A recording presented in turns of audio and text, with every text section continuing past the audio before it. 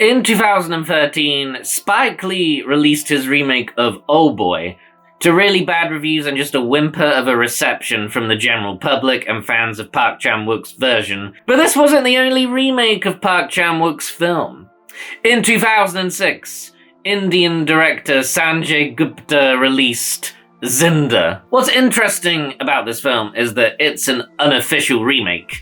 Sanjay Gupta did not have permission to make this film, at least Spike Lee did. When it came out, Gupta denied it was a remake. This led Indian film critic Rajesh Zen of Rediff News to write a really harsh article on the film, titled "Why I Won't Watch Zinda." He writes, "Very briefly, during a press conference at the Goy Film Festival last month, you categorically told me you've lifted one scene from Chan-wook Park's astonishing Korean film Oldboy. The rest of the film, you assured me, is a whole different story. Friends familiar with the original laugh and rush to declare this not to be the case. And having watched a few rushes on the screen, I am inclined to believe them." He then questions, "What good is your film if it's already been made before? Why the urge to photocopy scripts and storyboards instead of actually writing them? The finished product is an unauthorized remake, a ripoff that claims it's original." He finished the article by writing, "As I said, I refuse to watch Zinda, not just because I've watched and worshipped Oldboy, but I find this style of flagrant plagiarism to be reprehensible that I, personally, refuse to endorse it, to give you any of my money by buying a ticket." In an interview with the Hindustan Times, Sanjay Gupta responded to the accusations of copying Oldboy by saying it's not entirely inspired by Oldboy, which is in turn inspired by The Count of Monte Cristo. Both films have a classic premise. "Not entirely inspired," he says. "Yeah, let's take a look and you can decide for yourself."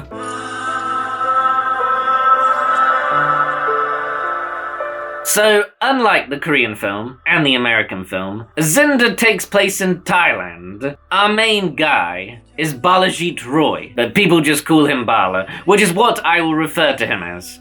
We learn his company has placed him in Thailand to work and he has a wife, a nice house. Life is good, right? Well, he vanishes and is placed in a room for 14 years, then released. When he is out, he goes on a revenge rampage to find out why and who put him there. Oh yeah, it doesn't sound like Oldboy at all. In all seriousness, who is Gupta kidding? When I first watched this and heard about what he said, I was shocked how beat for beat it is like Oldboy. And he doesn't just copy scenes, it's also the little details he copies as well. So when Bala is placed in the room, we first see him pleading to the person placing his food through the hatch to let him go, and why he is there. Just like in the South Korean film. And the foot kicks him back in too. Also, as soon as he is back in, he throws the food. The routine is exactly the same. Gas fills the room, he is knocked out, and people come to cut his hair. He gets the same food every day too, and just like Odisha, he watches on the news as he is framed for his wife's murder, which also drives him to attempt suicide. He starts practicing to fight as well, but interestingly, he does it with a samurai sword. Maybe Gupta is trying to remind us of Oldboy's Japanese beginnings in the manga, since the South Korean film erased that influence. But here the Indian film is embracing that. He also starts punching the wall, puts his hand through it, and touches the rain. Cue montage of him watching world events as the years go by, and also when he is let out, it's in a suitcase too. God, he even looks like Odisha. The plagiarism doesn't stop there though. When he gets out, he even starts a fight to see if his skills have translated well. So here is a change that is also a problem with the film. Odisha gets given a phone from a random guy who just says not to ask questions, he doesn't know anything, and walks away. This phone is Odisha's first contact with the guy who locked him up. In Zinda, Bala walks into a random bar, orders food, and a phone next to him rings. He answers it, and it is the guy. This is such a contrived way to give Bala a phone. How would the guy who locked him up know that he would be in the exact bar when he came out? What's to stop anyone else taking that phone? So Gupta, you couldn't copy that scene, but everything else is fair game. In Oldboy, this is the moment as well that Odisha meets Mido. and he answers the phone while sitting in her sushi restaurant. In Zinda, the equivalent of Mido is this woman here. Her name is Jenny Singh, and she is introduced in one of the most ridiculously contrived ways I have ever seen in a film. Bala wants to get in a taxi to take him to his old house, but the taxi driver can't understand him, so Jenny just appears out of nowhere in her taxi and says she will take him because he is an Indian guy. Wow! What a huge coincidence that in all of Bangkok, he meets a random Indian woman who just happens to be a taxi driver. What are the fucking odds? She then tells him in the taxi how she ended up as a taxi driver in Thailand, and he is as interested in this as I am. This is the only scene where we actually learn anything about Jenny, because she serves no purpose in this movie. She is completely pointless, and you could just kick her out and nothing would be lost. She is just a love interest for Bala. Mido in Oldboy is hugely important, and the film would not work without her. Put a pin in this. We will get back to this when we go through the reason why Bala was locked up. Something I was curious about is if the film would feature any song and dance sequences, considering they are staples of Indian cinema. It does not. However, it does have insert songs, which are songs written for the film that play over certain sequences. The first of such is over the montage of Bala going from place to find the restaurant that gave him his food. Yeah, just like the sequence in Oldboy, which is also from the manga. He finds the place where he was held, and oh boy, get ready, because this is some utterly shameless plagiarism coming up. He hits a guy on the head with a hammer, and goes to where the guy who runs it is, who is also Indian. In all of Thailand, what are the fucking chances of this happening? We see the monitors with other people being held, and Bala comes in with a hammer, plucks out his teeth. Even the exact same shots used in Oldboy are used here. But it gets worse. Exactly the same shot here as well. He even pushes him into the people. They are ready to attack him, and then what we have is a shameless ripoff of that single take hammer fight scene. While yes, in Zinda the camera is behind him compared to Oldboy where it's a wide shot, but they copy the fight choreography, beat for beat.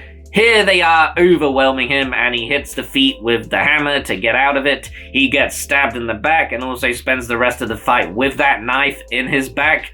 It's infuriating, the lack of originality in this whole sequence. What Park Chan-wook did here in Oldboy was a very brutal, creative fight scene, more impressive that it was a single take.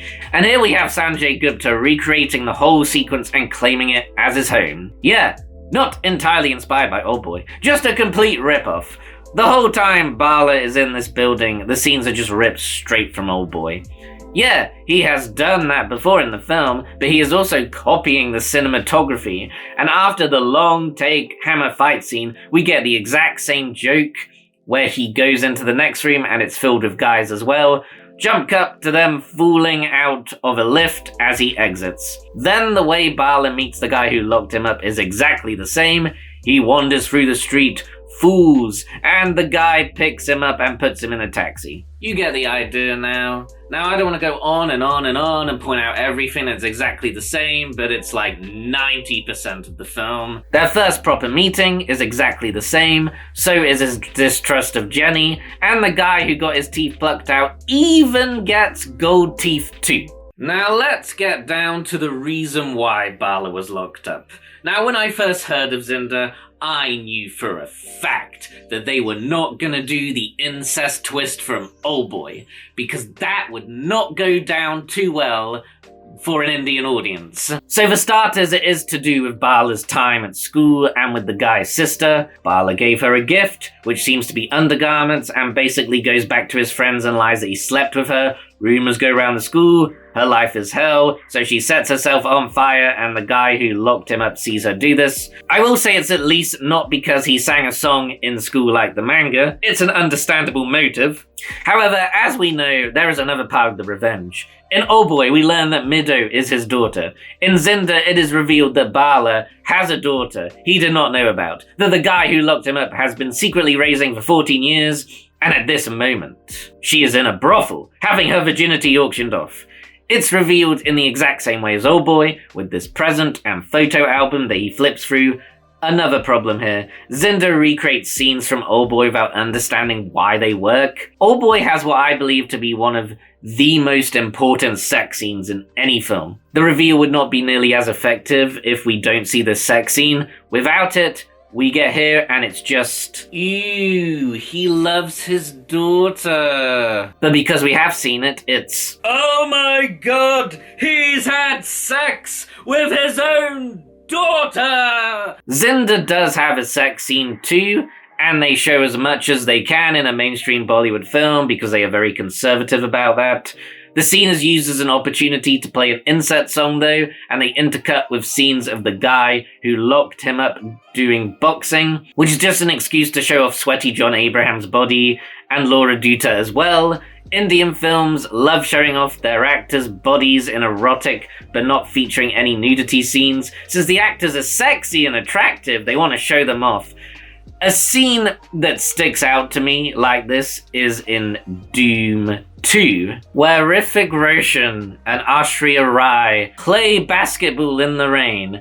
There is no purpose to this. It's just to get their bodies wet so you can see it. So what Zinda has done is turned a sex scene that is vitally important to the story into a scene to just show off the actors. So it's completely pointless. Moving back to the album reveal scene, it works in Oldboy because we recognize Middo, we know what they have been through, so we are just as shocked as Odisha.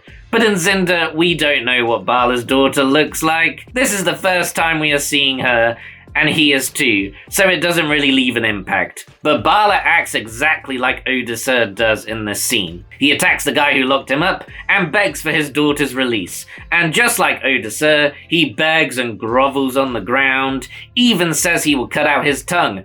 Come on, that is a clear dig at Oldboy. Sanjay Gupta knew what he was doing. But oh, Zinda is only inspired by Oldboy. Look at how different the ending is, even though the other 90% is the same. So that makes it original. Oh, look at this painting I just did.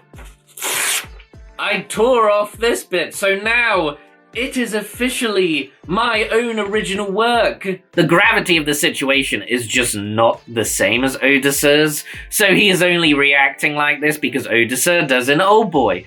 Gupta just does not understand why this reveal works in Oldboy. He just recreated it and it comes off as hollow. Another big element in Oldboy that was taken out in Zinda, which also adds to the twist, is the hypnotist. Her character emphasizes how none of what happened in Oldboy was coincidence. Odisha meeting Middu and falling for her was all orchestrated as part of the revenge. Since Jenny is not part of the revenge and completely pointless, they took this out. But the guy who locked Bala up does say how he orchestrated everything. He got Bala the job in Thailand, he killed his wife, raised the daughter, had Bala meet his friend, and then for the showdown at the apartment place. Just like in Oldboy. The American remake also gets rid of the hypnotist as well, because in America, you have the freedom to unintentionally commit incest with your own daughter, unlike in South Korea, where it is orchestrated for you. So Jenny is completely missing from this climax, until the guy who locked him up falls to his death. She just randomly appears out of nowhere. So to wrap it up, Bala goes to the brothel, kills the guy there, daughter isn't there, she is actually at the house, and he goes there and it's happy ever after, I guess. The ending after he falls to his death just feels so rushed. Like Gupta didn't know how to end it because he ran out of stuff to plagiarize from Oldboy. The one praise I will give this film is that the acting is very good. I mean, these are some of India's biggest film stars, so you shouldn't expect any less. Though this one-line reading from John Abraham did make me laugh. She is getting far! Zinda does raise an interesting question about when inspiration turns into plagiarism. Going back to Raja Zen's article, Why I Won't Watch Zinda, he brings up Kill Bill, saying, we are both fans of Tarantino, and he is nothing if not entirely unique.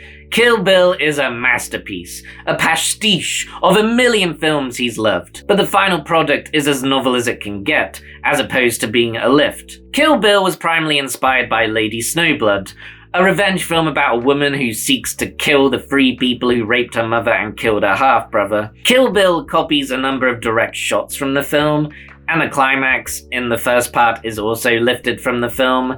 Not to mention the B-movie-esque violence in the movie, but the plot is completely different. While yes, also about revenge and uses Japanese aesthetics from the film, it's not a direct remake. Plus, Tarantino takes inspiration from a lot of other films. Just look at all of these on the IMDb page. To compare Zinda to a Bollywood film that actually did this right, I have picked Kannati from 2002, a film that is heavily inspired by Tarantino's Reservoir Dogs, yet doesn't copy the exact same scenes or style. So the film is set in LA, and starts with the 6 of them meeting in a jail and planning to rob a bank to stick it to the LA police. Before that, the film follows each character as we understand their motive for wanting the money. Very different from Reservoir Dogs, which is told in a very non-linear way. We don't actually see the diamond heist happen. And here we do see them rob the bank and the police outside waiting for them. They retreat to their hideout and one of them has been shot, and here it recreates scenes from Reservoir Dogs, but in a different context, and also not shot for shot. One of them is an undercover cop and they become distrusting of each other. They get a hold of a police officer and setting it in LA. There's a very interesting cultural clash that happens, since one of them doesn't understand English and gets another one to translate, but he is very distrusting of him, that the translation is correct. The police officer is also tortured, and we get the standoff as the trust between all of them disappears. It ends like Reservoir Dogs, with one of them making off with the goods and everyone else dying. But you see how the first half is very different from Reservoir Dogs, and it's only after they rob the bank that it recreates those scenes. The film also features Bollywood dance numbers. Hey look, they are dancing in the rain, gotta show off the actors' bodies. Tarantino himself even praised the film, saying, here I am watching a film that I've directed, and then it goes into each character's background, and I'm like, whoa, for I always write background stuff, and it always gets chopped up during the edit. And so I was amazed on seeing this. I felt, this isn't Reservoir Dogs, but then it goes into the warehouse scene and I'm like, wow, it's back to Reservoir Dogs. Isn't it amazing? He also adds, the best part is, you have Indian guys coming to the US and looting a bank. How cool is that? And you know who made this film? Sanjay Gupta. So he can clearly do this. In that interview with the Hindustan Times, he was asked, how do you react to being labeled a DVD copycat director? His response, who is not a DVD copyright director these days? You show me any movie and I'll show you where it's picked from. I never denied that Kannati was inspired by Reservoir Dogs. This just shows his mindset going into making Zinda, and I highly disagree here. India makes a lot of original films. PK, an alien trying to understand God. I can't think of a film like that. One of the funniest, most original films I've ever seen is from India, Eager, from RR director S.S. Rajamouli. A man reincarnated as a fly to get revenge on the guy who killed him. The guy becomes increasingly paranoid about the fly throughout the film, and it's hilarious. Being the biggest producer of films in the world, yes, India makes a lot of crap. I have seen my share of really crap Indian films, but there are hidden original gems in all of this crap. You just need to find them. And to have that mindset that Gupta had is just abhorrent. There is a difference between paying homage and just outright plagiarizing. The American remake of Oldboy does this in a nice way when Josh Brolin looks at an octopus in a tank, a clear nod to the scene where Odisha eats the live octopus. In Kill Bill, Uma Thurman's outfit is a homage to Bruce Lee's in Game of Death. To pick an Indian film that does this, Chennai Express has a homage to DDLJ, when Shah Rukh Khan helps Deepika Padukone on the train, like he did with Kajol in DDLJ. So that's a homage, a reference that the audience should get, but even if they don't, it doesn't detract from the film. Zinda is not a homage to Oldboy in that regard, since it copies things that are completely unique to the South Korean film. It's that single take hammer fight scene that gets me the most, since the exact same choreography is copied, so you can't claim it as a homage. At least the version in the American remake uses different choreography. I can't believe I am praising the American remake, but that's what Zinda does to you. It's this exact reason that elevates this film for me to a film that I really hate. Even as a remake, it fails, but because it's unofficial, that adds an extra layer to it. This film stands for plagiarism, and I loathe how Sanjay Gupta has the audacity to downplay this and almost outright deny it. His view as well that nothing is original is so damaging for cinema, particularly Indian cinema as a whole. So he feels like he can just copy another film? So well done, Zinda. You have made it to my very exclusive list of films I hate. At some point, I do want to make a video on an Indian remake that I do actually really like. I already know what film I'm gonna pick, so look out for that in the future.